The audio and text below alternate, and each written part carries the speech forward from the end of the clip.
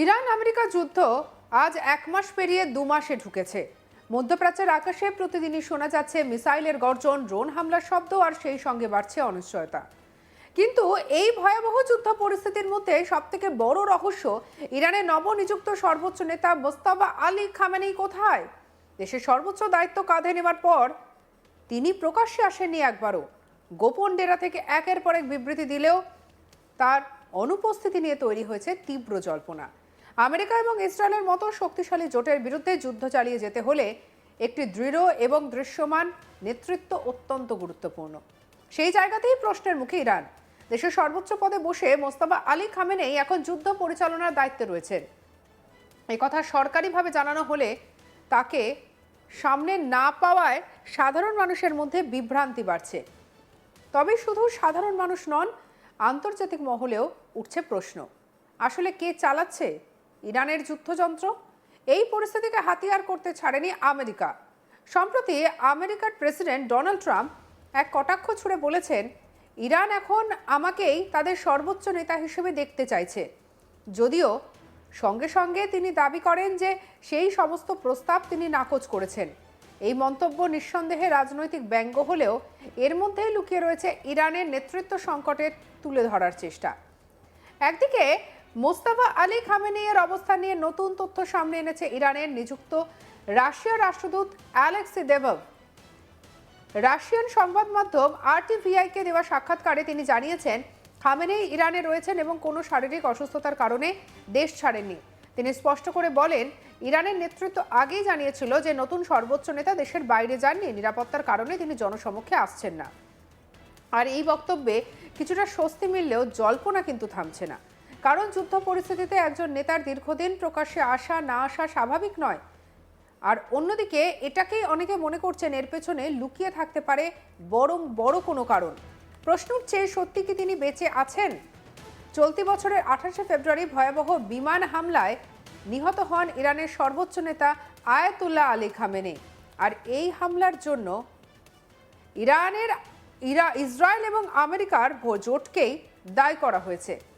তার মৃত্যুর পর দ্রুত সিদ্ধান্ত নিয়ে ইরান ঘোষণা করে দেয় যে দেশের দ্রুত একাধিক পরিস্থিতি নিতে হয়েছে। দেশের নতুন সুপ্রিম লিডার হিসেবে দায়িত্ব নেবেন তার ছেলে মোস্তাফা। কিন্তু সেই ঘোষণার পর থেকে শুরু হয় রহস্য।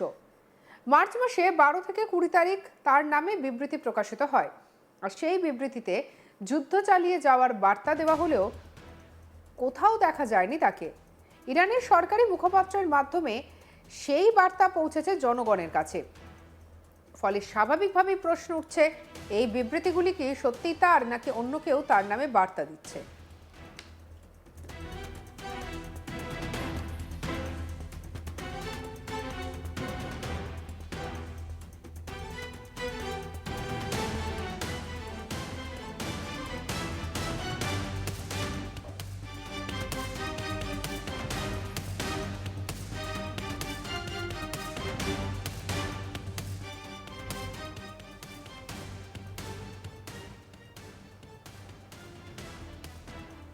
বিশেষজ্ঞদের একাংশ মনে করছেন, যুদ্ধ পরিস্থিতিতে নেতৃত্বের স্থিতিশীলতা দেখানোর জন্যই এই কৌশল নেওয়া যেতে পারে। আবার অন্য অংশের মতে পরিস্থিতি আরও জটিল। আয়াতুল্লাহ মুস্তাফা খামেনেই তার নিজের এক্স হ্যান্ডেলে পোস্ট করে লিখেছেন, আমি দ্ব্যর্থহীনভাবে ঘোষণা করছি যে ইমাম খোমেনি এবং শহীদ নেতার পথ অনুসরণ করে ইসলামী প্রজাতন্ত্র ইরানের ধারাবাহিক নীতি হলো জায়নবাদী মার্কিন শত্রুর বিরুদ্ধে প্রতিরোধ সমর্থন অব্যাহত রাখা।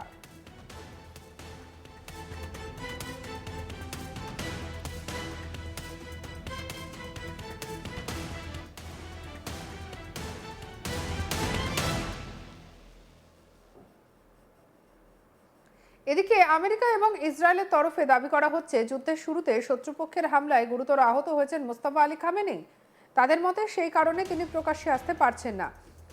এমনকি কিছু গোয়েন্দা সূত্র দাবি করছে তিনি হয়তো নিরাপত্তার চরম বলয়ের চিকিৎসাধীন রয়েছে। এই দাবি যদিও সরাসরিভাবে অস্বীকার করেছে ইরান। তাদের বক্তব্য, দেশের সর্বোচ্চ নেতা নিরাপদদের রাখতেই এই গোপনীয়তা বজায় রাখা হচ্ছে, কারণ আমেরিকা এবং ইসরায়েল যে কোনো সময় লক্ষ্যবস্তু করতে পারে ইরানের শীর্ষ নেতৃত্বকে।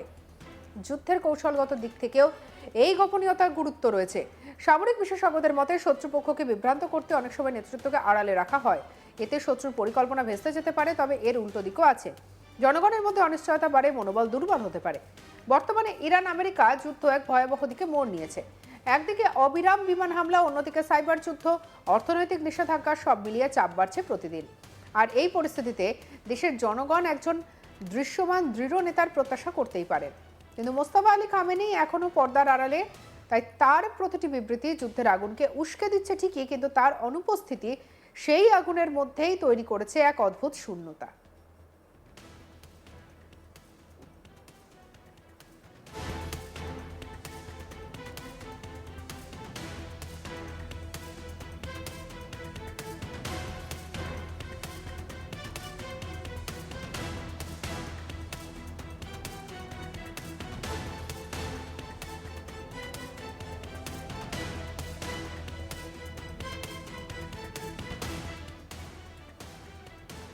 আন্তর্জাতিক মহল এখন তাকিয়ে আছে একটাই প্রশ্নের দিকে, কবে প্রকাশ্যে আসবেন ইরানের সর্বোচ্চ নেতা, নাকি এই রহস্যই হয়ে উঠবে যুদ্ধের নতুন অস্ত্র।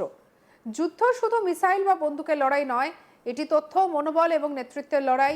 আর সেই লড়াইয়ে ইরান কতটা এগিয়ে তা অনেকটাই নির্ভর করছে এক ব্যক্তির ওপর, মোস্তফা আলী খামেনেই।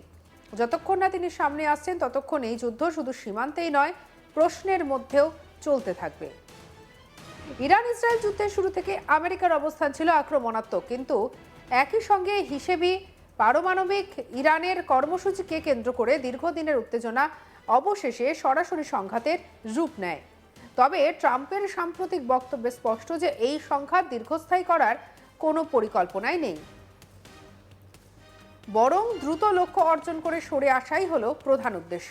আর সেই উদ্দেশ্য একটাই, ইরানকে এমন অবস্থায় নিয়ে যাওয়া যেখানে তারা আর পরমাণু অস্ত্র তৈরি করার ক্ষমতা রাখবে না।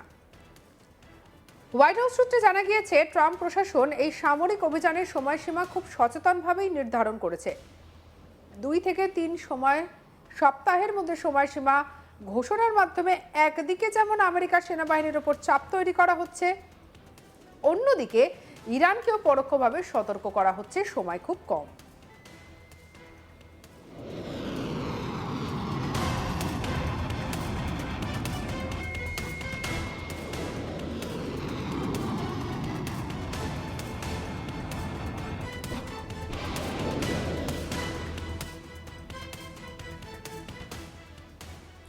এই সময়ের মধ্যে যদি পরিস্থিতি নিয়ন্ত্রণে না আসে তাহলে সংঘাত আরও জটিল হতে পারে। ট্রাম্প তার বক্তব্যে আরও স্পষ্ট করে দিয়েছে, যুদ্ধ থামাতে কোনো চুক্তির প্রয়োজন নেই, অর্থাৎ কূটনৈতিক সমঝোতার পথ আপাতত অগ্রাধিকারে নেই।